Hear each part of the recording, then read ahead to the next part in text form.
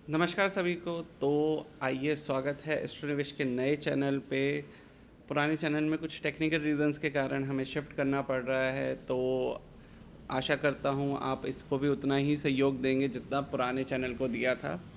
अब चालू करते हैं आज का सेशन। तो गोल्ड सिल्वर मार्केट कैसा रहेगा, बहुत हो रखी है अर्थ इंटरनेशनल मार्केट्स में हलचल। उस हलचल का कारण क्या है, चीज़ें कैसे परफॉर्म करेंगी, और हम इस पे डिस्कस करेंगे की मेजर साइकिल्स के बारे में।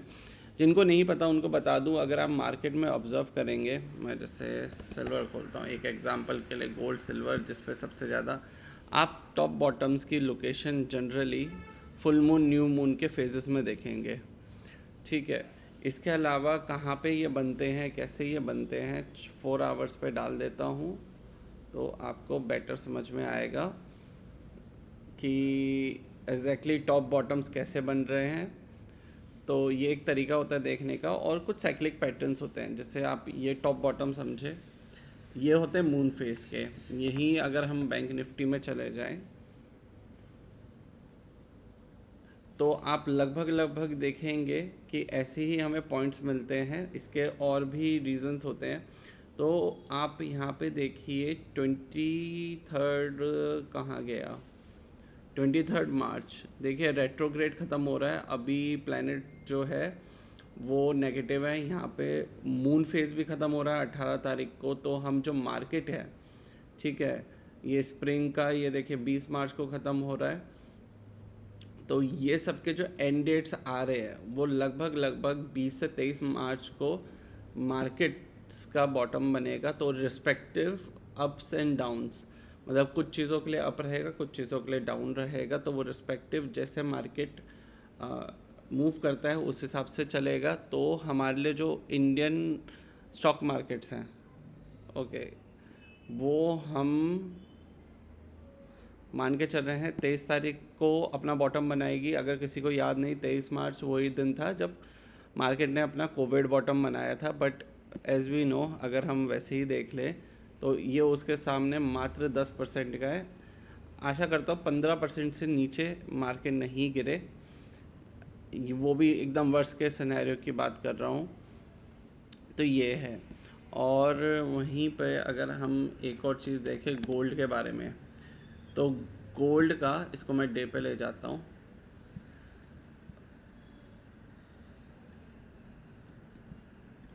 और मैं अभी मून फेज हटा देता हूँ।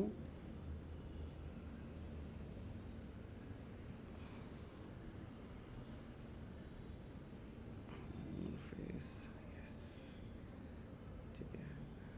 अब यहाँ पे आपको जो देखने को मिलेगा, अब जब जब मैं इस प्लानिटरी लाइन को भी हटा देता हूँ, जितना क्लीन चार्ट रखते हैं उतना बेटर रहता है। फास्ट ईएमए, स्लो ईएमए, ये भी हट गया।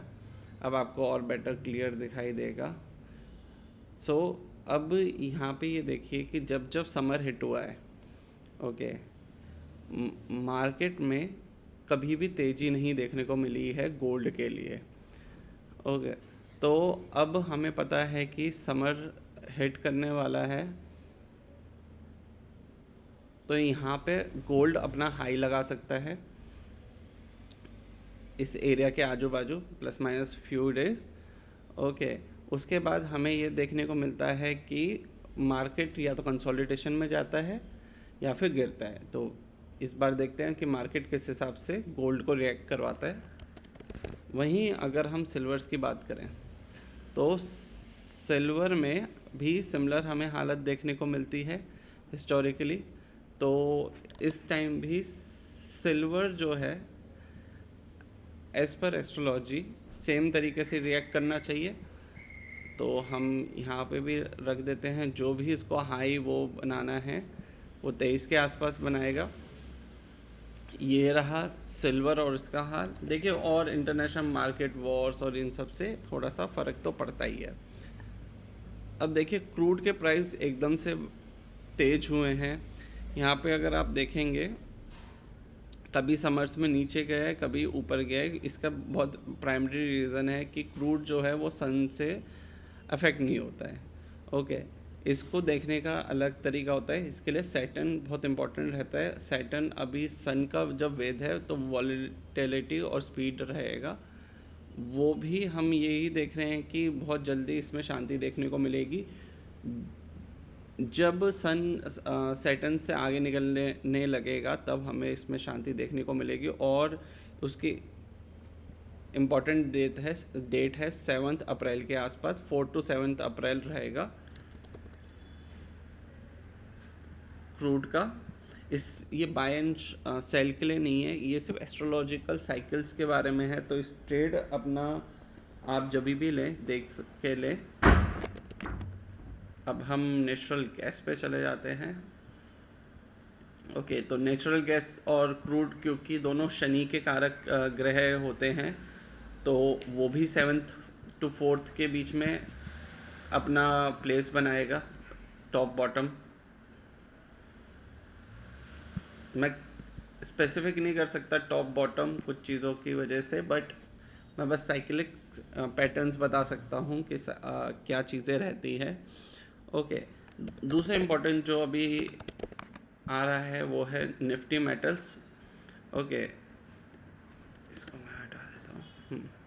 ठीक है, मेटल्स में जब भी मार्स अभी इसके आगे निकलेगा, मार्स की पोजीशन जब हटेगी तो आपको मेटलिक सेक्टर्स में तेज़ी देखने को मिलती है आम तौर पे। तो ये वाला कुछ मेटल मार्स के सेक्टर्स रहेंगे। दूसरा होता है एफएमसीजी जो अपना बॉटम की तरफ जा रहा है।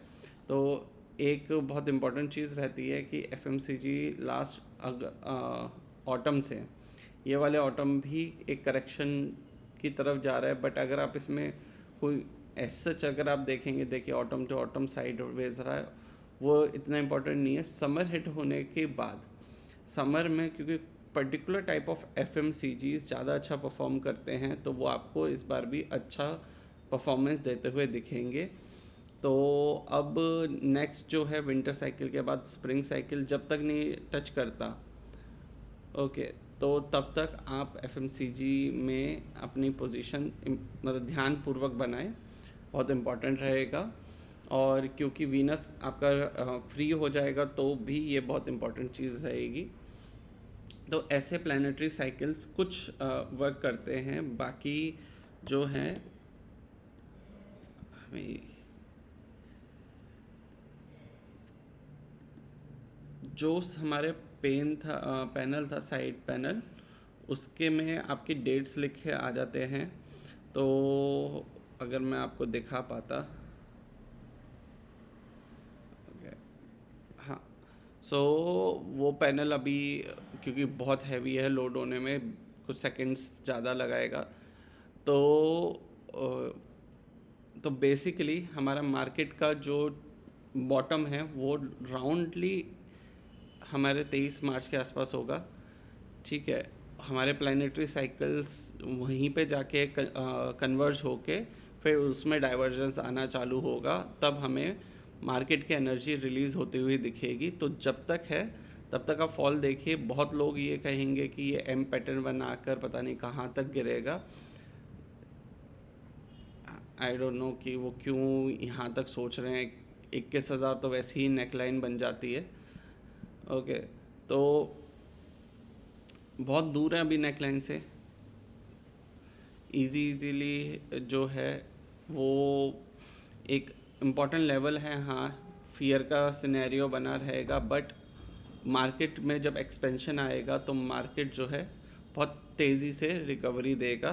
तो ये वाली चीज़ है। ग्लोबल मार्केट बहुत डाइसी सिचुएशन में है। अगर आपको लॉन्ग टर्म देखिए, मार्केट रिटर्न देता है कुछ पर्टिकुलर कंडीशंस। अगर आपको तुरंत पैसा चाहिए, कैसे आप करना चाहते हो, ये बहुत इंडिविजुअलिस्टिक कॉल रहते हैं। तो आप उस हिसाब से देखिए कि वो कैसे रिएक्ट करेगा। और रही बात इंटरडे या मूवमेंट्स की,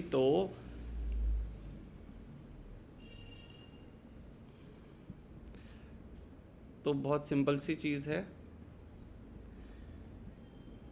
अगर आप ये प्लैनेटरी इंडिकेटर लगाते हैं, देखिए आज सिंपल है, प्लैनेटरी लाइंस जहाँ बनी थी सैटर्न और इसके, सैटर्न वैसे ही नेगेटिव हो जाता है। यहाँ पे इसने एक हमें एंट्री दी नेगेटिव्स तरफ। ओके, मैं तो कह रहा हूँ इतना भी नहीं लेते। अगर मेरे लिए एंट्री बनी थी सनलाइन के नीचे, तो ये जब नीचे आया और इसको ब्रेक करा, तब से हमें एक अच्छी खासी एंट्री मिली। और ये जो हमारा मल्टी प्लैनेटरी लाइन इंडिकेटर है, इसमें मोमेंटम प्लस प्लैनेटरी लाइंस दोनों आ जाते हैं, और इसने हमें एंट्री दी सेम स्पॉट पे जो इम्पोर्टेंट था। और उसके बाद मार्केट जो है वो कंटिन्यूसली गिरता रहा। ग्रीन का मतलब है कि आप गो करिए, रेड डॉट का मतलब है सेल, और ग्रीन डॉट का मतलब है बाय। तो आप ये मतलब ग्रीन एरो का मतलब है बाय। तो अगर आपको इंडिकेटर्स ये अच्छे लगे, इंडिकेटर का काम है इंडिकेट करना, हेल्प करना। ये कुछ बाय और सेल नहीं देते हैं एज सच, ये बस ये बताता है सेलिंग प्रेशर है, बाइंग प्रेशर है। बाकी आपको ट्रेड आपकी साइकोलॉजी से लेना है। तो अगर आपको इंडिकेटर चाहिए तो कमेंट बॉक्स में लिखिए इंडिकेटर। अगर आपको 1-to-1 साइकोलॉजी सेशन चाहिए तो कमेंट बॉक्स में लिखिए साइकोलॉजी। धन्यवाद।